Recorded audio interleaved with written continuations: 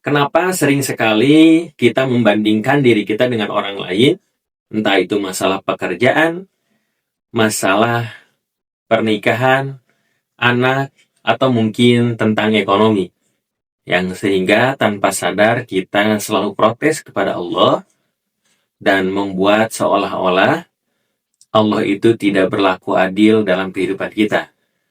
Maka dalam kehidupan ini kita perlu bagaimana untuk mensyukuri dengan bagaimana tersenyum, dengan bagaimana menjalaninya dengan rasa syukur kepada Allah Subhanahu wa taala.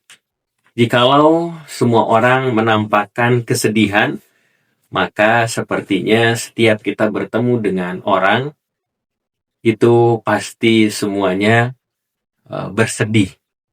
Karena setiap orang memiliki luka, memiliki perih di masa lalunya. Sehingga bagaimana mungkin ketika itu berucap hal-hal yang membuat dirinya melemah, namun kita harusnya memilih untuk mengucap rasa syukur supaya diri kita menjadi kuat, sesakit apapun, sehingga syukur itu menghilangkan rasa sakit. Bukan karena memang tidak pernah menangis, bukan karena memang tidak pernah mengeluh, bukan karena memang tidak pernah jatuh. Namun kita bagaimana senantiasa selalu mengadukan kepada Sang Pemilik alam semesta ini, yaitu Allah Subhanahu wa taala. Maka memilih untuk tangguh, memilih untuk berusaha, itu adalah langkah yang terbaik dalam kehidupan kita ini. Sehingga barangkali ada yang menjadikan pendiam, dan karena pendiam itu dia tahu bahwa sedang mentapakurinya, sedang berusaha menjadi lebih baik daripada sebelumnya, daripada menyalahkan Allah Subhanahu wa taala. Maka semuanya itu ingin bahagia. Bahkan barangkali dengan terseok-seok oleh kehidupan ini, yang ngelihat orang lain sudah memiliki pekerjaan tetap, ada orang lain menjadi pengusaha, ada orang lain yang mungkin omsetnya ratusan juta bahkan miliaran. Tapi kenapa ada di antara kita yang barangkali senantiasa gagal memulai usaha dunia kerja, kok tidak berhasil? Namun sebenarnya pada sejatinya kita diukur kebahagiaan itu bukan daripada harta. Jadi kalau kita menjadi orang biasa, orang yang sederhana, orang apa adanya, itu pun tidak salah jikalau kita sudah berusaha semaksimal mungkin. Maka berhenti memaki kehidupan ini, karena Allah senantiasa memberikan kemudahan dan senantiasa memberikan jalan takdir yang berbeda-beda. Seperti di Quran surah Al-Fajr ayat 15 dan 16 yang artinya, maka adapun manusia, apabila Allah mengujinya, lalu memuliakannya dan memberinya kesenangan, maka dia berkata, Tuhanku telah memuliakanku.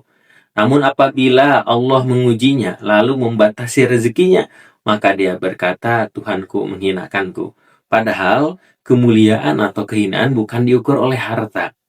Maka ada yang memang di sana diberikan harta dan anak keturunan, maka bukan berarti itu bagaimana dimuliakan atau diberikan kebaikan, tetapi mereka tidak menyadarinya. Ada ternyata yang harta itu menjadi ujian dan cobaan.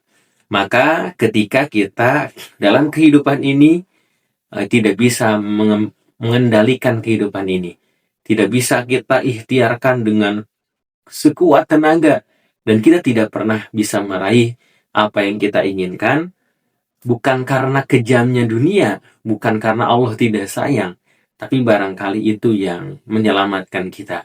Barangkali itu yang Allah menjaga kepada kita, supaya barangkali ketika kita diberikan kekayaan, semua cita-cita diwujudkan, sehingga hilang rasa syukurnya, hilang rasa sabarnya.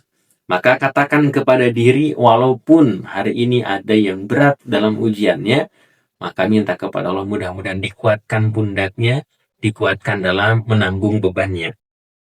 Dan minta kepada Allah supaya mengajarkan kepada kita bagaimana tentang kesabaran, mengajarkan tentang bagaimana kebaikan-kebaikan amal yang istiqomah, dan bagaimana hingga akhirnya mendapatkan kebahagiaan di dunia dan kebahagiaan di akhirat.